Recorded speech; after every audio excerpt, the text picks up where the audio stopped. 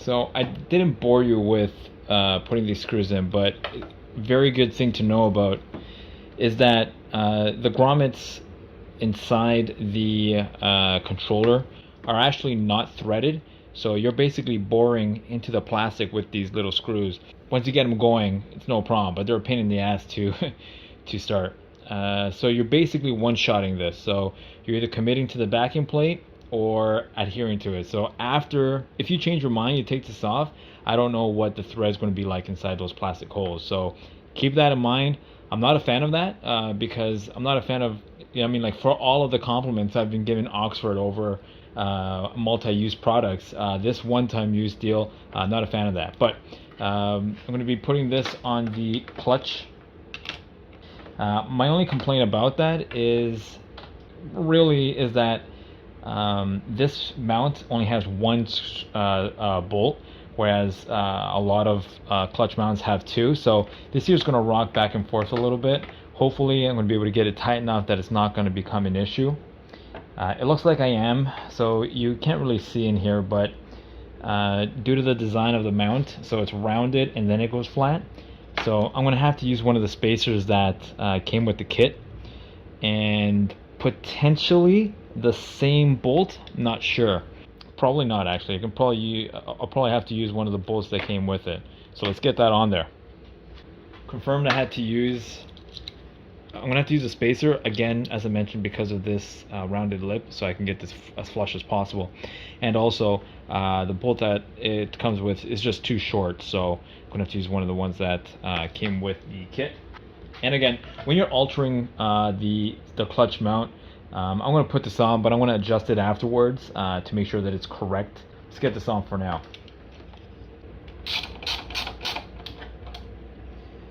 Alright, so that's basically how it's going to sit. I didn't put it super tight because I need to adjust my clutch lever.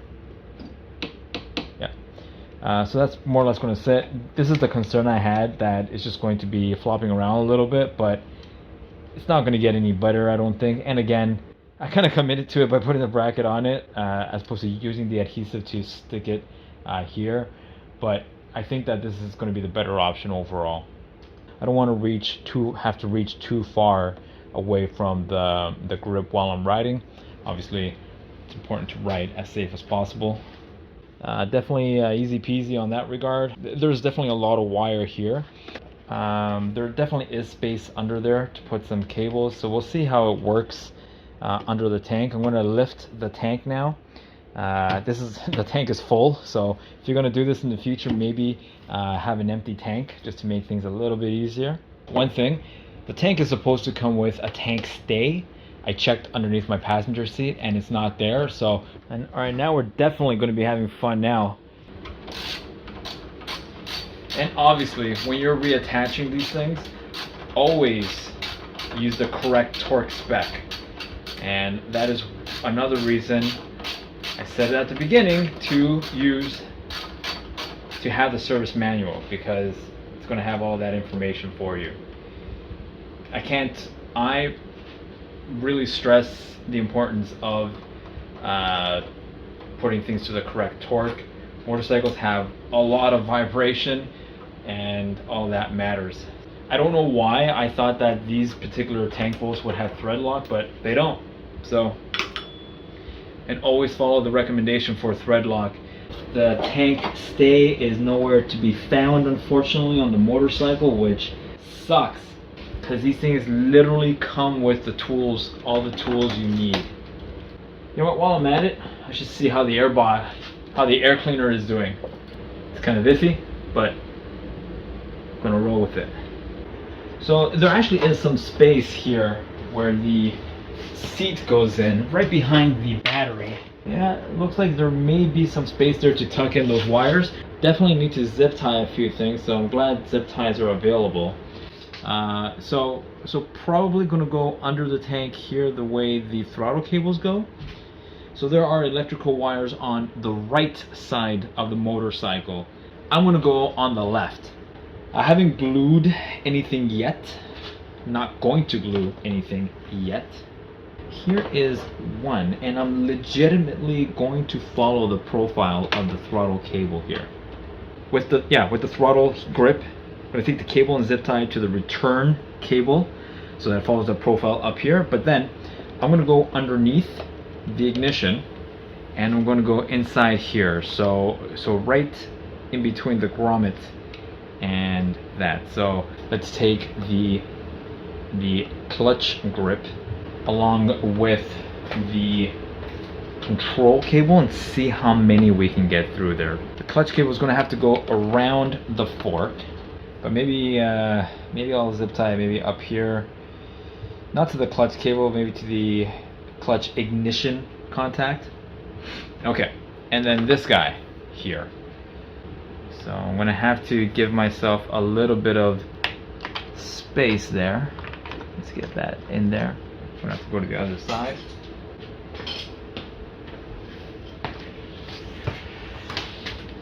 So yeah, this is pretty decent actually. So going this way here, so if I can get this all the way inside, that would be the most ideal. So this one, all right, how much length do I have? Not too much. So over there, that there's probably all you're gonna need. Then the question is, can we squeeze all this stuff in here? So let's connect the throttle and clutch cable to the controller harness.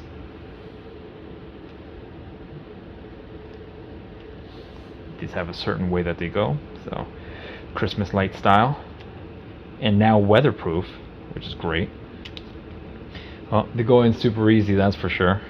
So this is a little annoying. I almost feel like opening up this cable here just to stretch this out, because it's going to pinch like this now, which is a little annoying. But let's see if I can work around, just live with it.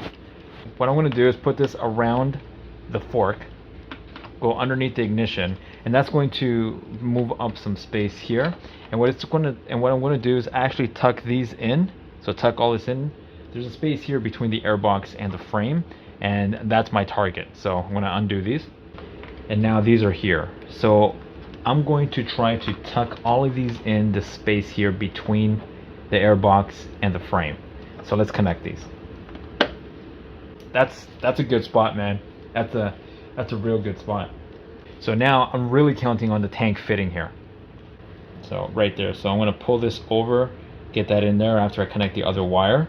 There's a little gap here where this can fit. It's going to be a tight fit. It's going to be a super tight fit. Let's see what happens here. All right, here we go. Let's try it out. I'm going to move this over here. Let's see, I'm going to move that out of the way. Here we go. So moving that there. So that actually is not bad. All truth told, not bad. Really happy with how this is working out up front. So what I want to do is I'm going to move this cable along the side here, around here. Around here, and we're going to go underneath the tank hinge over here. So underneath the tank hinge, and then we're going to pick a side, probably the left side, keeping with the left side, and then connect the battery terminals. Oh, barely fits. Come on, get in there.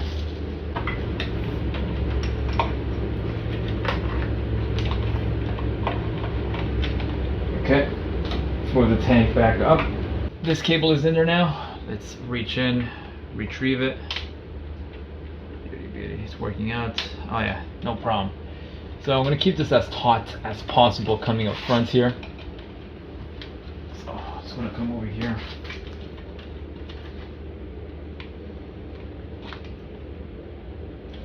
Yeah, this works real well. Alright, so here we're just kind of there, to be honest with you. We're not really zip tied to anything yet. I'm probably going to use some zip ties at the front just to tidy things up, but inside here, it's working pretty okay. Having tucked in things at the front definitely helped. So tucked in front of the airbox.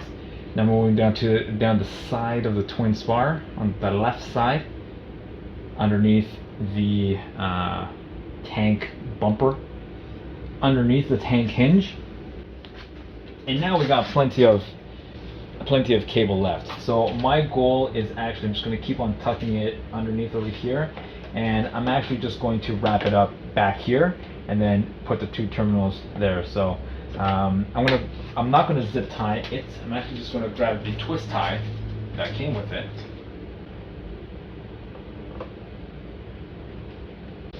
So there we go. So I'm literally using this screw here to just hold that in there, and then we're going to connect some terminals soon, and then we're going to test this out. Just lowered the tank. It's all great. By the way, everyone needs one of these magnetic bowls. They're great. So while you're doing this, you got to make sure that your negatives aren't touching anything metallic or aren't touching the negative terminal, or else, you know, things can get a little ugly. Don't lose any screws in there either. Always helps to have a magnet. I have one because I have definitely lost things inside engines. You don't want to do that too often, believe me. Well, my GoPro is running out of battery. I just realized something very important, and that is the brake fluid reservoir is in a really awkward spot on this bike. So that'll be interesting when I need to deal with that, which is going to be very soon, as a matter of fact. Alright, here we go. It is moment of truth time. We're going to fire up the engine, see if this thing works. Oh man, here we go.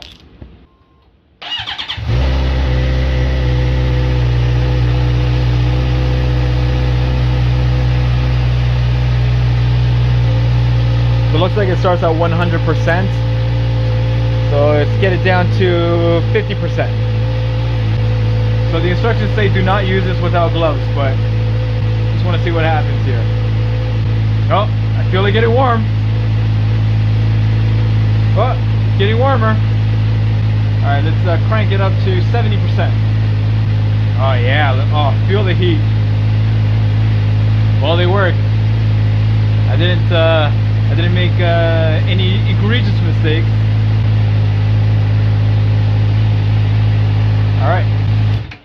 Alright, so that worked out really well. I'm actually really happy with it. Hopefully this does what it says it does in terms of regulating the heat between the 2 grips. I'm looking forward to seeing how that works out. I mean, if it doesn't, no big deal. I'm not using every single feature that this offers. As I mentioned, it has the heat memory, but you need to wire it into your ignition, and I'm not doing that. The way it's wired right now is perfectly fine, which would be the same functionality as the previous heaters. Wow, really happy. Oh, haha, I need to glue these. Alright, I'm gonna spare you guys. I gotta glue these in there, although it feels pretty in there, but gonna definitely glue it down, make sure everything's on the up and up. Oh boy, that took a lot longer than I expected it to take, but definitely worth it. I'm not done either. I still have to glue these things. So I'm gonna use the super glue that came with the packaging here and put them on the grips and the bars. It kind of is what it is. Getting the grips out, getting these on, shaving every single ridge on the throttle. Not a difficult project to do. Definitely well within anyone's capabilities. You don't have to be a mechanic to accomplish this, and this is a really good accessory to have if you plan on riding on the colder months. Right now it's raining. I haven't graduated yet to riding in the full downpour. I don't know if I will. If you're gonna ride out in the cold and in the winter times, make sure you have thick gloves as well, nice gear to keep your core warm. Also, it would help to have a reflective jacket because it does get dark earlier, and make sure your tires are tip-top as well and appropriate for the season. Yeah, I'm gonna finish this up and go get some dinner. Thank you everyone for joining me. I hope this was entertaining and educational for you. This was breaking down the Oxford hot grips, heated grips. Please like if you liked, dislike if you disliked, subscribe if you like, ring that bell to receive those notifications. and I'll see you on the next Moto Breakdown.